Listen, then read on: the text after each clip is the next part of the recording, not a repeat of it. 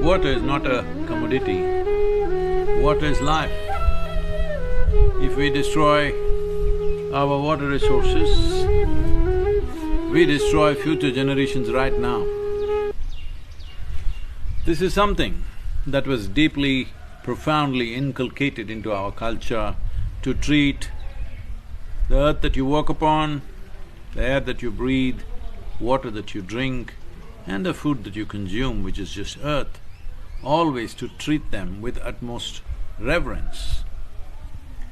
This reverence is very important if you have to make the water or food or the air that you breathe to give their best to you.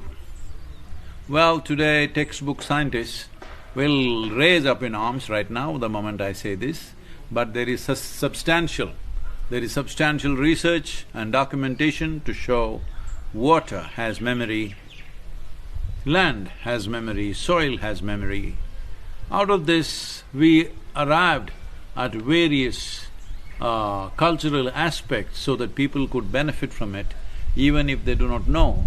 For example, in yoga it was fixed that a yogi should eat only what is grown in whatever a person can walk in a day, the distance, within that radius he must eat, because that land in some way retains your memory, and that land, what it produces, has a certain kind of cohesiveness with you. Well, you can laugh at it right now as much as you want, but it'll come to you because till the research comes from a Western university, you will not get it, but I'm telling you, it's not far away, it's coming.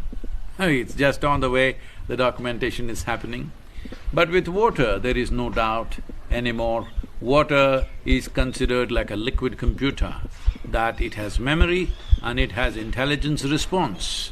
It is based on this. In every temple in India, there is sacred water or what is called as tirth.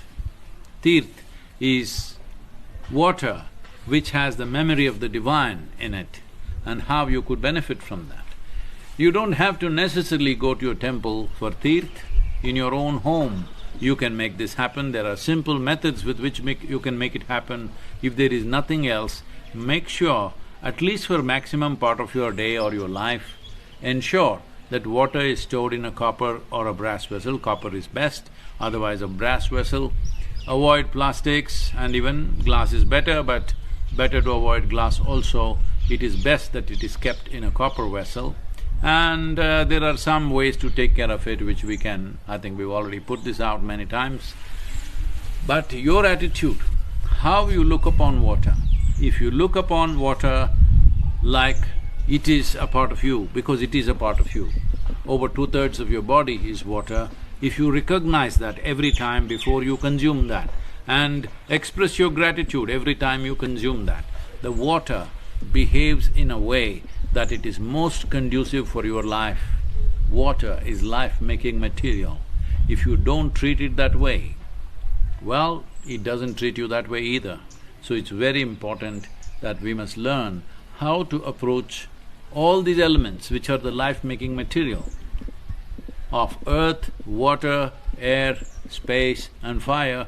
All these aspects, we need to approach it with the necessary attitude of inclusion, necessary attitude of reverence, so that they do the best they can for you, especially in these modern times when there are pandemics and irrespective of age, people are having various kinds of deadly diseases like cancer, cardiac ailments and various other things.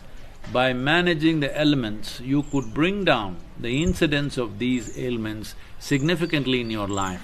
It is not like it's a cure right now, it is not like this is it.